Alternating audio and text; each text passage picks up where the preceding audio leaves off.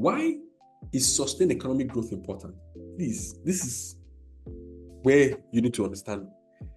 It leads to higher standards of living, higher consumptions of goods and services that improve the quality of their life. So remember what I said GDP growth is increasing the number of goods and services, the quantity and quality of the value, I beg your pardon, of goods and services. So, but that's a reflection of the fact that means people are producing new stuff. So because your productivity has increased, you guys are making things that, the country is making things that benefit people. So people's quality of living can increase. So people can now, do less with, they can do more with less. They built, my friend was telling me that they bought a vacuum cleaner now that cleans their houses using it's a robot. You just program it and it goes around the house and it cleans it up. So by morning, it has cleaned the house. Or dishwasher. Those are all goods and services that are out of productivity. I'm sure some of you are already connecting the dots. You now see why we have a productivity problem. So once it's made in the country, let's not talk about the jobs it creates, which is number 4, because you need more people to create that. But it is the fact that people now have a higher standard of living. So instead of you sweeping your house for 1 hour, you program your robot and go and sleep. You can now focus on more important things. That's standard of living. Secondly, increase government revenues. Government can increase taxes. Why? Because companies are making more money. So instead of borrowing, they increase their taxes and they can use it to finance their budget. Now, if they don't borrow and they get more taxes, they can now say, let's build a train from Lagos to Maiduguri because we have extra cash. Well, let's build a train. We have money. We didn't borrow it.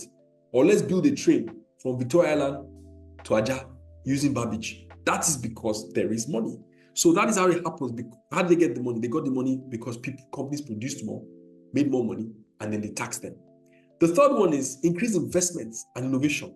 Because there's so much money now, people have chopped belly food. They can now start thinking, okay, let's go to Mars. Or let's take some time. So they start to think of things that are a bit, innovation comes in, and you can invest. You can now say, let me go and look for one drug that human beings can take and they won't sleep and they won't be tired. To give them the same energy they would have gotten when they slept. I beg your pardon. You only have that kind of thinking when you've eaten. And that's after you finish producing it and you want to now. So, and there's too much money. So, okay, let's invest.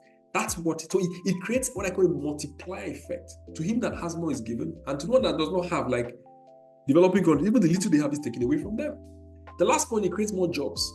Companies will need to hire more people because there's more work, there's more demand. Now, one of the things I wanted to mention is that the main trigger for economic growth, right, is demand. And demand is triggered by 2 things. Internal demand, that is a growth of your population that has purchasing power, and the thing that gives them purchasing power is foreign direct investments, right? One of the ways, or trade. So when China says, I want XYZ tons of cassava, that demand that is triggered will require companies that make cassava and everybody in the value chain to quickly adjust because demand has come. So global trade helps, or investors coming to invest here because they see we have a large population. So they'll build a factory, produce, sell to us, or export and repatriate their money. I'm sure you're seeing the connection now, but it's all driven by demand.